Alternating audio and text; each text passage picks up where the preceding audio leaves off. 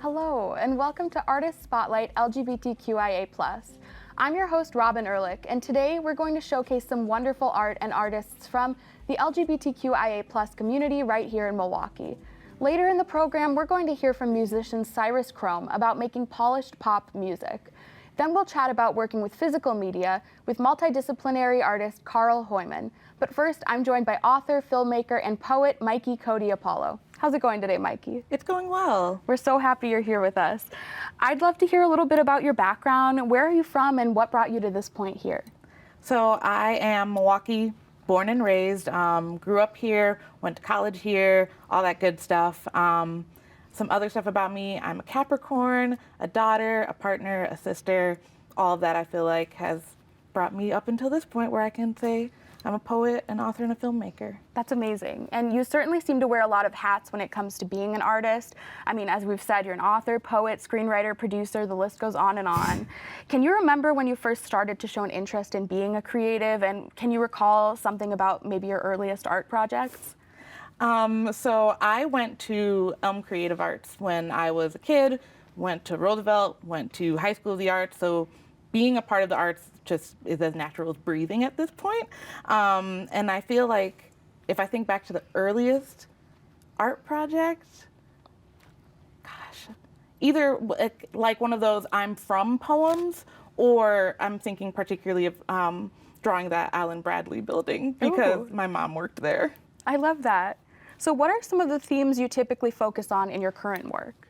So a lot of my work deals with race, sexuality, gender, and religion. Great. And when did you first realize that you were a part of the LGBTQIA+ community? I have known since I was 12. I think part of it was because a lot of other folks in my class identified somewhere in the LGBT. And so for me, it first was like hearing other people talk about it and then being like, oh, okay. And then putting the dots together later and being like, was this person like really someone you thought was neat, or did you have a crush on this person? So it wasn't until I was 24 that I came out as bisexual. Wow, yeah. So how does being a part of this community affect your art? I mean, I can't separate my existence as a Black queer woman, so literally everything I approach is with that lens. It's not like I can walk into a space and be like, oh, I'm just Black, or I'm just a woman, or I'm just queer. Like, they all kind of work together and inform my work and my perspective. That's amazing. I'm a huge fan of your book that we have on display here, Black Girls, Silence, and Other Things Made of Gold. Could you tell me about some of the poetry in that collection? So Black Girls, Silence, and Other Things Made of Gold is a multiple-year-long project. Some of the poems in there date back to as early as when I was 16 years old, and then I published the book when I was 21. So lots of those poems spanning years of my writing, and basically this was a college project that stuck, and I was like, okay, I think it's time to actually like put a book out. I love that. And it's a self-published book, correct? Yep, self-published. That's amazing. How has your poetry evolved since publishing that work? I mean, I feel like this really was a catapult for a lot of like stories I wanted to tell, places I wanted to go, the person I wanted to be. The first like iteration of this book was like safe. And then the more I like thought about it, the more I was like, okay, I want to be vulnerable. I want to be open. I want to do all these things. And so this really provided that space for me, that brave space that now I can like write poems and like share them and feel like more affirmed and like solid. Yeah, I've read it multiple times. It's a very vulnerable and personal and brave piece of work. I think it's really fantastic. Thank you. So how has growing up in Milwaukee influenced your work? I love Milwaukee. I think Milwaukee gets a really bad rep, but Milwaukee is full of so many stories, so many people.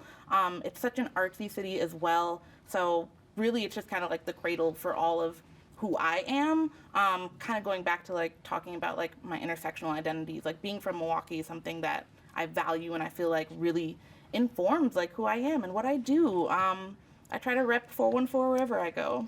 Yeah, it seems like you've built a really great community of people around you here in Milwaukee. Yeah, I would get nothing done without my village. Like everybody here, like I'm so grateful to exist at the same time as so many of these people. I love that. And what are some of your other greatest influences? I love Barry Jenkins. And then like as far as like music, like Halsey, Childish Gambino. And then I'm also influenced a lot by like my homies. A lot of my friends are creatives. Genesis Renji is a rapper. Madi Atif, my partner, is a photographer. Like seeing them go out and do their thing and be so passionate and so determined makes me want to like step my game up all the time. So yeah, I would say all of those folks are my influences. That's incredible. Could you tell me a little bit about your work with Ubuntu? I sure can. Ubuntu Research and Evaluation is a learning organization powered by Black women, femmes, and non-binary folks. So everything that we do is very much with the for us, by us approach.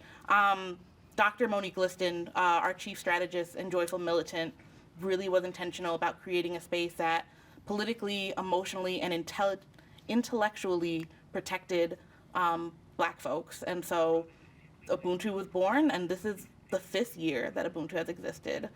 So we use education, evaluation, and facilitation really to disrupt systemic oppression. Wow, that's incredible work. How long have you worked there?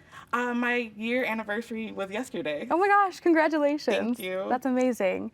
And I know that you are involved with the Milwaukee Film Focus Finders cohort. Can you speak about that a little bit? So Film Focus Finder was created by Molly Vey. Shout out to Molly Vey. I love Molly. And it is a cohort that is built to, like in its title, accelerate the work of artists and filmmakers who typically don't have those opportunities. So queer folks, folks of color, we are together basically in this incubator program and get to produce a short film at the end of 2 years. And so it's been a wonderful opportunity thus far, and I'm learning so much from all the great folks in my cohort. That's amazing. Do we get to hear a little sneak peek? Can you say anything that you're working on there? Or if it's a secret, that's okay. It is not a secret. I am so glad to be able to share it openly for the first time. I am actually going to be working on a documentary about Dream Lab, which is a local coffee shop, hookah lounge that is totally like hip hop based and influenced. This is the first I'm hearing of this too. This is an exclusive. I love that. Okay, great. And can we talk a little bit about the film that I heard you co-wrote with a Milwaukee-based director and creative? Yeah, so I'm currently working on my first feature film, which is like wild to think about. I was approached by filmmaker Andrew Swant, who won the Brico Forward Fund grant from Milwaukee Film. He approached me at the top of 2020 and was like, I really want to tell this story about this Black boy from Sherman Park looking to find this ocean, which of course everyone knows is like Lake Michigan. And so he really was diligent in finding Black writers to tell this story. And so me and my partner actually co-wrote the script because as much as I like love Milwaukee, I'm from Milwaukee, I couldn't tell the story of a Black boy from Sherman Park as adequately as my partner, who is a Black boy from Sherman Park. That's great. That sounds like a wonderful experience getting to write with your partner. Yeah, it was sometimes stressful, but like most of the time it was really exciting. Well, lastly, I just want to know, where can people find more about you and your work? I am Mikey Cody Apollo on Facebook and Instagram, and if folks want to check out more of my work, they can go to my website, which is mikeycodyapollo.com. That's great, and they should sign up for your newsletter. I'm signed up. It's fantastic. I always look forward to it every time it comes in. Thank you. All right, well, it was really wonderful to have you here. We're so lucky to have you here to speak about all of the different things you're involved in. You're very busy. Thank you for giving me the space. Yeah, of course. And please check out more of Mikey's work because she's a fantastic artist in many different disciplines. So thank you for sharing with us, Mikey. Thanks for coming by. Thank you. Now musician Cyrus Chrome is going to share his experience being a gay pop artist in Milwaukee.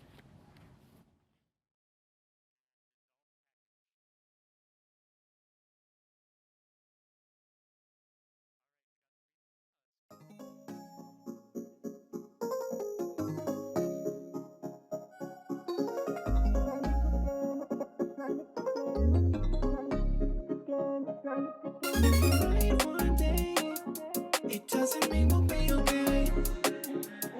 Yeah, the only way to talk to me is by doing more than anything.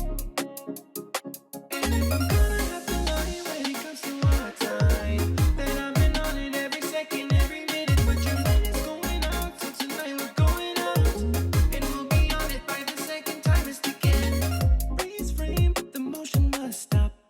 I must admit I'm kinda liking you a lot right now. In the club we can live in 3D. Chrome color, yeah, the future is with me. Tonight is the night, I can hear in your voice all the static white noise. Don't be shy, you're the only one. Only one. And if I'm gonna have to lie when it comes to our time, then I've been on it every second, every minute. But your line is going out, so tonight we're going out, and we'll be on it by the second time is ticking. Time is ticking, time is ticking, time is ticking, time is ticking, time is ticking, time is ticking, time is ticking, time is ticking. Hi, I am Cameron Blau. My artist name is Cyrus Chrome, and I am a pop music artist in Milwaukee. I'm from Madison, Wisconsin. I pretty much always just been in Wisconsin living. Went to high school there, around the suburbs and stuff, and for college moved to Milwaukee. I really wasn't involved with music when I came to college and stuff. That's something that really happened like post-graduation. But yeah, I mean, Milwaukee definitely inspired like kind of the artist in me to kind of come alive, especially with the people who I knew and the community that I formed, going to college. So that was kind of like a big proponent for me. Growing up, definitely like Hannah Montana was like the first like person who definitely like made me gay. Like, like Lady Gaga, just like really big pop stars at the time. Beyonce, like just people who I saw on the big screen. Britney, who like just were like really forceful and just caught my attention. That was something that really like drew me in to like be interested in music to begin with. Like I always kind of knew, but like I just didn't acknowledge it. Like I knew there was something different about myself, but I just had friends and family who were always really accepting of that. So it was never, fortunately for me, it was never like a struggle that a lot of other individuals have, with coming to terms with their identity. But yeah, I think it was early high school. Gaga was releasing art pop, and I was just like feeling really free with myself. My best friend actually came out to me a day before, and then I was like, okay, if he came out to me and I didn't suspect it, I need to like say something, and like I'm gay. And I always knew that about myself, that I liked men. I think being part of the LGBTQA plus community is an awesome thing because you're part of a community that's always collaborating, that's always, wants to see the betterment in, each other. I think there's something so, just pure about that, and just, it really pushes people to go along, even if you're in this moment that's like so dark, or it's something, that you feel down about yourself, that you can always find that like star again that, keeps you going forward. And you can find that all, in so many different places in the LGBTQA plus community.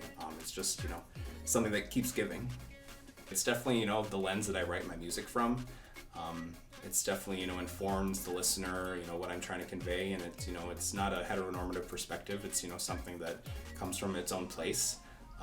Yeah, I think definitely being part of the LGBT community is, it's a huge part of my music, and it's, it's almost everything, like it's fun to write pop music where, you're used to singing along in the other perspective because it's a straight relationship, but now I'm singing it, about a guy, so, it always informs basically what I do in music too. I never knew how to express myself in the past, so I wanted to channel that all into this one persona, and I wanted to, Cyrus comes from Gen 4 of Pokemon. It's someone who I always looked up to because he had blue hair in the game, and I thought, dang, that's so cool. I always wanted to have blue hair. And then Chrome comes from, my polish on pop music. I would say it's pretty straightforward pop. Like, you could call it hyper pop, you could call it, I don't know, it's kind of like sad boy pop a little bit, like I'm very emotional in my lyrics sometimes. It's kind of, that's where I like to get my outlet, like I said.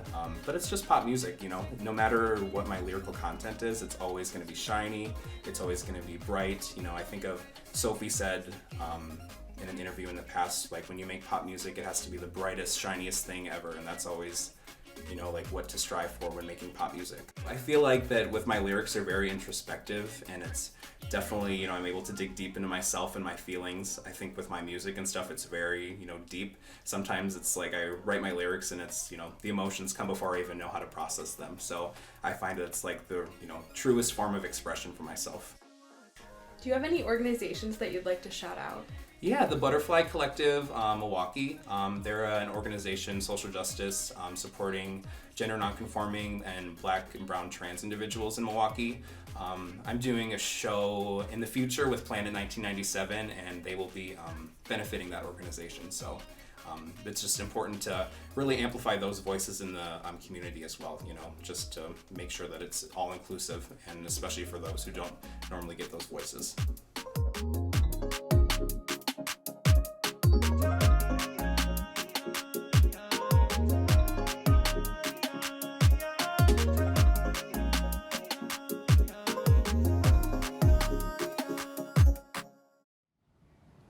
I love the energy he brings to pop music, and I personally have a few of his tracks in rotation already. I really do. Be sure to check out Cyrus Chrome. Joining me now is multidisciplinary artist Carl Heumann. Thanks for coming by, Carl. Thanks for having me. How are you today? I'm good. How are you? I'm good, thank you. So introduce yourself. Tell me a little bit about what you do. Yeah, so I'm Carl. I'm originally from Hortonville, Wisconsin. I moved here to Milwaukee about 4 years ago for college. I am currently in my second to last semester at UWM, almost done. Ooh.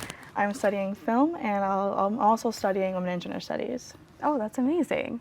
So can you tell me about some of the first art projects you remember doing when you were younger? Yeah, I have 3 older siblings, and so my siblings were my babysitters, and they kind of always, just to keep me busy, were just like, put me at the kitchen table and just give me a bunch of stuff, and was just like, do something to be quiet. And so I was always just kind of making stuff. And I remember for Mother's Day, I think it was probably the first thing I remember making, I took like an old toilet paper roll, put some wire and then some like paper to make flowers. And my mom had seen it many times, and so I was telling her it was for something else. And my brother said, "Put this away, Mom, you don't want Mom to see it?" Ruining the surprise. And I remember crying so hard, and I was like, no, the surprise is ruined. But she loved it anyways. Yeah, I bet she still liked it. She loved it. That's so cute. So did you always want to be an artist? No, I had a lot of different aspirations. I wanted to be a nurse for a while, a teacher, but I think in high school I wanted to be a journalist, and then that changed like my senior year, and I wanted to be a filmmaker. And now it's kind of evolved just to be a general artist. Yeah. Just want to make. Were there any art projects that you made when you were younger that specifically motivated you to come to that conclusion that you wanted to be involved in the art world? I think I used to enter into these art shows, and I remember one year I had won first place in the amateur photography. I think I was 17, and it was like an ego boost, like a little bit of a confidence boost. I was like, I think I could do something with this. And so I think that was a little bit of a push to say, you can do this. It's not stupid. You can do this. I love that. So what are some of the most prevalent themes in your work currently? They do kind of change with whatever I'm going through. For a while, it was a kind of exploration of gender and sexuality. And then within the recent, it's been kind of just documenting my family. I have 3 other siblings, like I said, and a gaggle of nieces and nephews, and I just love documenting them and the love I have for my family. Yeah, that's really important, like a personal history. Yeah. I love that. Photography has always been my first love, and so I think matching photography with the love I have for my family and my friends too it's so nice to be able to do that. So when did you first realize you were a part of the LGBTQIA+ community? I think for a while, as a kid, I always just felt different, and I never really knew why. And then I remember over a weekend, I was really obsessed with Grey's Anatomy as a child, and I was really obsessed with Arizona Robbins, and I was like, why do I love this character so much? And over the weekend, I just really ruminated on it, and I went to school Monday, and I was like, ooh, I like girls. This is a lot. And I kind of just came to the conclusion, and I figured I could keep that secret for a while. And then I had gone to Pride Fest. My mom was like, why are you going to Pride Fest? So I ended up telling her, and it was the same Pride Fest as the Orlando shooting. And I kind of felt like I had the obligation to live my trueness. because that horrible thing happened. It ended up coming out to my whole family. I think I was 15. Wow. And now, ever since then, it's just been me. There's no separation between like my sexuality and me. It's another like facet of me. That's really important and powerful. Thank you for telling us. Do you feel like being a part of the community affects the art that you make? I think yes and no. I feel like sometimes it helps me kind of work through problems, because sometimes I don't think about it, and sometimes I do. And the times I do think about it, it helps me my art kind of helps me express it. And I feel like there's like a tangled string in my head sometimes, and when I make art, the string kind of comes untangled. And I think that it helps, but it's also just another part of me. I love that analogy of the string. So you mentioned that you're currently a student. Remind us again what you're studying. Film. Film, and then you have a minor too. Yeah, Women and Gender Studies. That's great. So how has that been? I know you're almost gonna graduate. Congratulations. Thank you. It's been a journey. It's kind of funny. I think that filmmaking is my weakest mode of art, but I think it's also nice to be in school because I get to challenge myself. I'm shooting my senior project next weekend. I am very excited. It's a very personal story, and it's very close tied to my family, and I'm really excited to be able to direct for the first time. It's something I've written. I love writing, and I'm just so excited to be able to work with people I trust a lot, and just bring the story to life. And I'm nervous, excited, and I just want to do it. That's so exciting. Can we hear anything about the film? Is there a title? It's called Good Grief, and it's about dealing with the grief of losing someone. And it's kind of about like sisters and understanding that you're not really alone in your sadness, and sadness doesn't really go away. It's always kind of there, but you just kind of have to deal with it. Not like it's more poetic than that.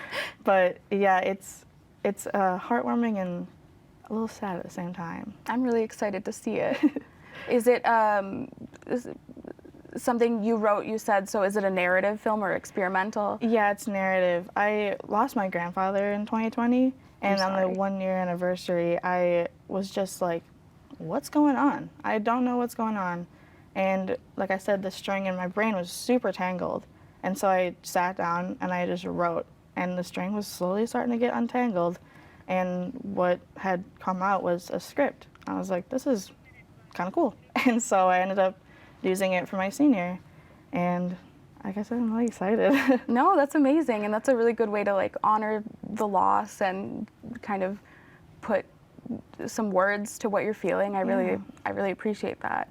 So a lot of what the art you make seems to incorporate very tangible materials. What draws you to want to work with physical media like film photography and magazine collages? I really don't know. There's something about just getting in the zone and just messing up some New Yorker magazines and getting Mod Podge all over my hands and my desk. And it's just, I like kind of get into this tunnel where I don't like hear anything or see anything. I'll have something playing on YouTube, but I don't know what it is. And I just I don't really have an idea of what I'm gonna make. I kind of let it come to me. And I love seeing it just kind of appear or like form and make something before my eyes. So what do you hope to accomplish in the future artistically? I don't know. I feel like I'm very much at the beginning of like my art journey or like art career. I don't like saying career because it feels like it puts like a monetary value on something that I don't like necessarily want to monetize. But I am really just excited to see what like I do next and like what I can expand upon my like already knowledge. And I don't know, I would like to push myself past what I already know and just see how far I can go. That's great. Lastly, is there an organization that helps people in your community that you'd like to give a little shout out to? Yes, I would love to shout out the Milwaukee LGBT Community Center. I'm biased because I work for them, but they also are just a super great organization. They have free counseling services for LGBTQ folk, free or like referrals, resources. They have a clothing closet free to the public, a food bank, support groups, just a variety of support groups, emergency services. It's just an amazing organization. They're located at 315 West Court Street. You can come visit me at the desk. Just come say hi. And they're just amazing. I love them. One final question. Where can we find more of you and your work? I'm usually on Instagram at Heumann art. It's like Hooyman. And I have a website, it's in my bio. I like don't even know how to find it. So, because I made it on Wix and it's like really bad. But yeah, Instagram is my main mode. I've been on your website and I like it. Thank you. Well, unfortunately, that's all the time we have left for today. So thank you so much for joining us, Carl. Thanks for having me. Of course.